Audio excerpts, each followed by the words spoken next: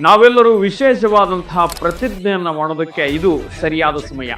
ವಿದೇಶಿ ವಸ್ತುಗಳನ್ನ ಬಹಿಷ್ಕಾರ ಮಾಡಿ ದೇಶೀಯ ವಸ್ತುಗಳನ್ನ ಬಳಸಲೇಬೇಕಾಗಿದೆ, ಖರೀದಿಯನ್ನ ಮಾಡಲೇಬೇಕಾಗಿದೆ. ಅಮೆರಿಕದ ಅಧ್ಯಕ್ಷರಾದ ಟ್ರಂಪ್ ರವರು ನಮ್ಮ ದೇಶದ ವಸ್ತುಗಳ ಮೇಲೆ 50% ತೆರಿಗೆಯನ್ನ ಹೇರಿದ್ದಾರೆ.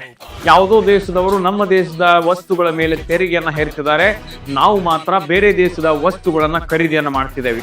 ನಾನು ಈ ವಿಡಿಯೋದಲ್ಲಿ ಸೀದಾ ಮೊದಲನೇ ಬಾರಿಗೆ ಕಂಪನಿಗಳ ಹೆಸರನ್ನ ಪ್ರಸ್ತಾಪ ಮಾಡಿಯೇ ಹೇಳ್ತಾ ಇದ್ದೀನಿ.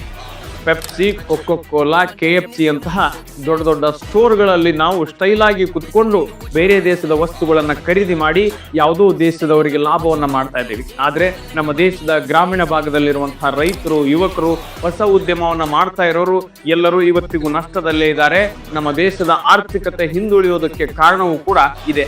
ವಿದೇಶಿ ವಸ್ತುಗಳನ್ನ, ವಿದೇಶಿಯ ಪಾನೀಯಗಳನ್ನ, ವಿದೇಶಿಯ ತಿನಿಸುಗಳನ್ನ ನಾವು ಸ್ಟೈಲಾಗಿ ತಿನ್ನೋದನ್ನ ಫ್ಯಾಷನ್ ಅನ್ಕೊಂಡ್ಬಿಟ್ಟಿದ್ದೀವಿ. ಆದರೆ ನಾವೆಲ್ಲರೂ ಪ್ರತಿಜ್ಞೆಯನ್ನ ಮಾಡಿ ನಮ್ಮ ದೇಶದ ವಸ್ತುಗಳನ್ನ ಖರೀದಿ ಮಾಡಿ ನಮ್ಮ ದೇಶದಲ್ಲೇ ಬೆಳೆದಿರುವಂತಹ ರೈತರ, ಯುವ ಉದ್ಯಮಿಗಳ ವಸ್ತುಗಳನ್ನ ಖರೀದಿ ಮಾಡಿದಾಗ ಮಾತ್ರ ನಮ್ಮ ದೇಶ ಬಲಾಢ್ಯವಾಗುವುದಕ್ಕೆ ಸಾಧ್ಯ. ನಾವೆಲ್ಲರೂ ಇದೇ ಸ್ವಾತಂತ್ರ್ಯೋತ್ಸವದಿಂದ ಪ್ರತಿಜ್ಞೆಯನ್ನ ಮಾಡೋಣ. ವಿದೇಶಿ ವಸ್ತುಗಳನ್ನ ಖರೀದಿ ಮಾಡದೆ, ವಿದೇಶಿ ಪಾನೀಯಗಳನ್ನ ಖರೀದಿ ಮಾಡದೆ ನಮ್ಮ ದೇಶಕ್ಕೆ ನಾವೇ ಬೆಂಬಲವಾಗಿ ನಿಲ್ಲೋಣ. ಇಂತಹ 10 ಟ್ರಂಪ್ಗಳು ಬಂದರೂ ಸಹಿತ ಈ ದೇಶ ಏನನ್ನೋದನ್ನು ನಾವು ತೋರಿಸಲೇಬೇಕಾಗಿದೆ.